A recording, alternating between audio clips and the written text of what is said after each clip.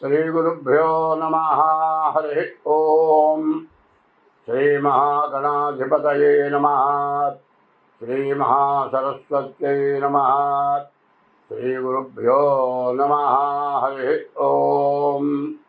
2026 సంవత్సరం మార్చి నెల 20వ తారీఖు నుండి 2027 సంవత్సరం ఏప్రిల్ నెల 6వ తారీఖు వరకు ఉగాది పరాభవనామ సంవత్సరం ఫలితాలు ఇప్పుడు చెప్పుకుందాం. ఈ పరాభవనామ సంవత్సరంలో కర్కాటక రాశి ఫలితాలు చెప్పుకుందాం. ఈ కర్కాటక రాశి ఎట్లా ఉన్నది అంటే శుక్రుడు బుధుడు తప్పితే ఏ గ్రహాలు కూడా బాగలేవు. సరిగా ఈ రాశి చెప్పాలంటే కుజుడు అష్టమంలో ఉన్నాడు. రాహు, రవి, బుధుడు, కుజుడు ఈ గ్రహాలు మొత్తం అష్టమంలో ఉన్నారు. మరి ఈ 4 గ్రహాలు పూర్తిగా ఇబ్బందికరంగా ఉన్నారు. అయితే గురువు మాత్రం 11కి రాబోతున్నాడు. గురువు వల్ల బాగుంది, కానీ చెప్పాలి అంటే వివాహం కావడానికి ఒకదానికి అవకాశం ఉంది. వ్యాపారం సాగుతుంది, కానీ వచ్చే ఆదాయం చాలా తక్కువ. వచ్చిన దాంట్లోనే సరిపోయే పరిస్థితి ఉండదు. చాలా ఇబ్బందులు. అష్టమ కుజుడైతే అనారోగ్యాలు, ఆపరేషన్లు, దెబ్బలు తగలటాలు. వ్యవసాయాలు ఎట్లా పడితే అట్లా ప్రయాణాలు చేయకూడదు. ఈ ప్రయాణాలు చేస్తే యాక్సిడెంట్ అవ్వడానికి అవకాశం ఉంది. ఎందుకంటే మీరు చేసే వృత్తిలో ఊళ్ళో వరకు తిరగడం మంచిదే, కానీ దూర ప్రయాణాలు మాత్రం చేయొద్దు. ఏ యాత్రలకు పోవడము, విహార యాత్రలు ఇట్లాంటివి పెట్టుకోవద్దు. అట్లా పెట్టుకుంటే చాలా ఇబ్బంది పడే లక్షణాలు బాగా ఎక్కువగా ఉన్నాయి. రాహుకేతువుల మధ్యలో గ్రహాలు పడ్డాయి. ఈ గ్రహాలు పూర్తిగా ఇబ్బంది పెట్టే పరిస్థితులు బాగా ఎక్కువగా ఉన్నాయి. అందులో ఈ సంవత్సరం ఏమిటంటే చూడండి, యుద్ధం బాగా ప్రారంభమైంది. దాదాపు ఇది ప్రపంచ యుద్ధానికి దారితీస్తుందేమో అనే పరిస్థితి కనబడుతోంది. మరి దాదాపు ప్రపంచ యుద్ధం అవుతుందేమో అనుమానం నాకు కూడా ఉంది. దీనివల్ల మనకు చాలా నష్టాలు, కష్టాలు ఎక్కువగా ఉంటాయి. కాబట్టి మన దగ్గర ఉన్నటువంటి ప్రతి రూపాయిని కూడా చాలా జాగ్రత్తగా పెట్టుకోవాలి. ఇది కత్తులతో యుద్ధం చేసేది కాదు. మరి గదలో, కత్తులో దాంతో కాదు. మరి బాంబులు, ఈ అణబాంబులు ఇట్లాంటి వాటితో యుద్ధాలు జరుగుతున్నాయి. ఈ యుద్ధాలు మన దేశం కాదు కదండి, మన ఇండియాకి ఏం తగలదు కదండి. అంటే ఇండియాకి తగలకపోయినా కూడా విదేశాల నుంచి మనకు వచ్చేవి కొన్ని ఉంటాయి. మరి అవి మనకు రాకపోవటం ఒకటి. మనం విదేశాలకు కొన్ని ఎగుమతి చేసే ఉంటాయి.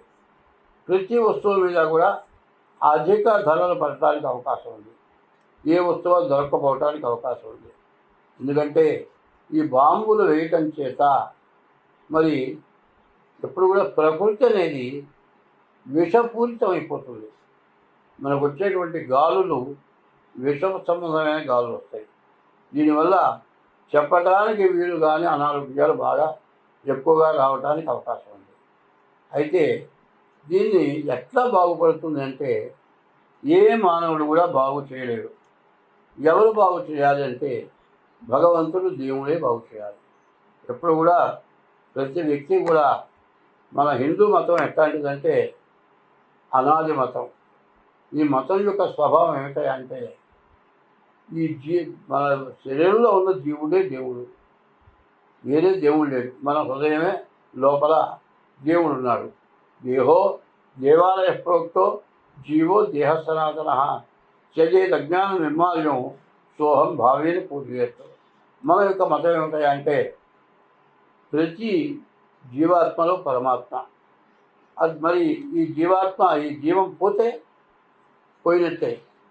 మనిషి బతుకున్నంతకాలం శివం, ప్రాణం పోతే శవం అన్నారు. శవం కదులుతుంది, శవం కదలదు.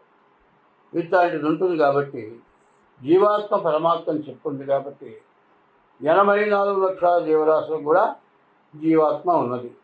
కాబట్టి చెట్ల దగ్గర నుంచి మరి ఏ జీవరాశి, పాము కావచ్చు, తేలు కావచ్చు, పులి కావచ్చు, సింహం కావచ్చు, ఏ జీవరాశిని హింస పెట్టకూడదు, చంపకూడదు అనేదే మన మతం. మన నుంచి ఎవరికి అపకారం జరగకూడదు అనేది మన మతం. కానీ ఇప్పుడున్న పరిస్థితి ఏమిటంటే మన దగ్గర లేనిది ఏదన్నా ఉంటే అవతల వాటిని కొట్టి తెచ్చుకుందాం. ఏ రకంగానైనా సరే వాళ్ళు ఏమైనా అయిపోయి వాళ్ళ దగ్గర మనం తెచ్చుకుందాం అని మన దేశం అంటే కొన్ని దేశాలు అట్లా ఉన్నాయి. కానీ అది చూసిన తర్వాత మనలో కూడా కొంత అటువంటి అవగాహన వస్తుంది.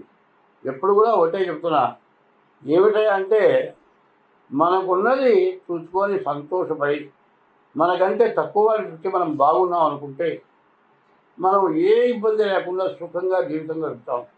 మనకంటే పైవాడిని చూసి వాడిలాగా మనం ఎట్లా బాగుపడతాం అనుకుంటే ఏదో కుట్ర చేసి వాడిని నాశనం చేసి మనం కాజేద్దామనే పరిస్థితి ఉంటే, అట్లాంటి ఆలోచన 24 గంటలు కనుక ఉంటే వాడి హృదయం పరిపక్వం కాదు, చాలా నష్టపడతారు. 24 గంటలు అదే ఆలోచన, అదే నిద్రలో కూడా అదే ఆలోచన. ఏది రాలే, ఎట్లా వస్తుంది, ఏ రకంగా వస్తుంది, వాడిని ఏం చేద్దాం, ఇదే ఆలోచన మనకు వస్తుంది. మన యొక్క మతం యొక్క స్వభావం ఏంటంటే శత్రువునైనా సరే మన ఇంటికి శత్రువు ఎవరైనా మన గడపలోకి వస్తే వాడికి కాస్త మంచిని ఇచ్చి వాడికి ఏం కావాలో ఇచ్చి పంపించడమే మన ధర్మం, మన మతం యొక్క ధర్మం. శత్రువునైనా సరే ఉపకారికి ఉపకారము, నెపమున్నక చేయవాడు నేర్పని స్మృతి. అపకారికి ఉపకారము, నెపమన్నక చేయవాడు నేర్పని స్మృతి. ఉపకారికి ఉపకారము అది చేయడం గొప్ప కాదు, అపకారికి ఉపకారం. అపకారికి ఉపకారం అని అపకారం చేసిన వాడు చెడిపోయి వాడు అన్ని విధాలు నష్టపడి తినటానికి లేక మనకు అపకారం చేసి మన దగ్గర దోచుకొని పోయి మనకి కష్టపెట్టినా కూడా మళ్ళీ మనం కోలుకొని బతుకుతున్నాం. కానీ మనకు అపకారం చేసిన వాడు మన ఇంటికి వస్తే వాడికి అంత అన్నం పెట్టి వాడిని ప్రేమగా చూస్తే అది గొప్ప. దానివల్ల ఎంతో ఆనందం ఉంటుంది. మంచి చేసిన దానికి ఆనందం ఉంటుంది, చెడు చేసిన దానికి దుఃఖం ఉంటుంది. కాబట్టి మన యొక్క స్వభావం అది. కాబట్టి మనం ఇప్పటికైనా అదే పద్ధతుల్లో ప్రవర్తించడమే కాకుండా ఎప్పుడు కూడా మన యొక్క జాతకం ద్వారా ఎట్లా ఉందో చూసుకోవటం ఒకటి. రెండోది, మనం ఎప్పుడు కూడా ఇష్టదైవాన్ని పూజించడం. రెండు, తల్లిదండ్రులకి అన్నం పెట్టడం, తల్లిదండ్రులని ప్రేమగా చూడటం. భార్యని హింస పెట్టకూడదు, ఇంటికి లక్ష్మి బాధ్య, భార్యని బాధ పెట్టకూడదు. పరా ఇంటి నుంచి ఆమె మెచ్యూర్ కాగానే యుక్త వయసులో కానీ మన ఇంటికి వచ్చేస్తుంది. మరి ఆమె వచ్చేదంతా 20, 22, 23 ఏళ్ళ కల్లా మన ఇంటికి వస్తుంది. తల్లిదండ్రులను అందరినీ, అన్నదమ్ములను అందరినీ వదులుకొని మన ఇంటికి వస్తుంది. మరి తల్లిదండ్రుల కంటే ఎక్కువగా, అన్నదమ్ముల కంటే ఎక్కువగా మనం ఆమెను చూసుకోవాలి భార్యని. అట్లా చూడటమే కాక ఆమె ఆనందంగా సంతోషంగా ఉండేట్టుగా చేస్తే తల్లిదండ్రులు, భార్య సంతోషంగా ఉంటాం, ఇతరులతో శత్రుత్వం పెట్టుకోకుండా ఉండటం. అట్లా చేస్తుండే వాళ్ళకి ఎన్ని రకాల కష్టాలు వచ్చినా తట్టుకుంటారు. దైవాన్ని, ఇష్టదైవాన్ని పూజించడం అవసరం. ఇవన్నీ కాకుండా మీ డేట్ ఆఫ్ బర్త్ ద్వారా మీ జాతకాన్ని చూపించుకుంటే అన్ని విధాలా బాగుంటుంది. డేట్ ఆఫ్ బర్త్ ద్వారా చూపించుకొని మీ దోషాలు ఏమున్నాయో వారికి తగిన ఉపశాంతి తప్పనిసరిగా చేసుకోవడం చాలా మంచిది. స్వస్తి.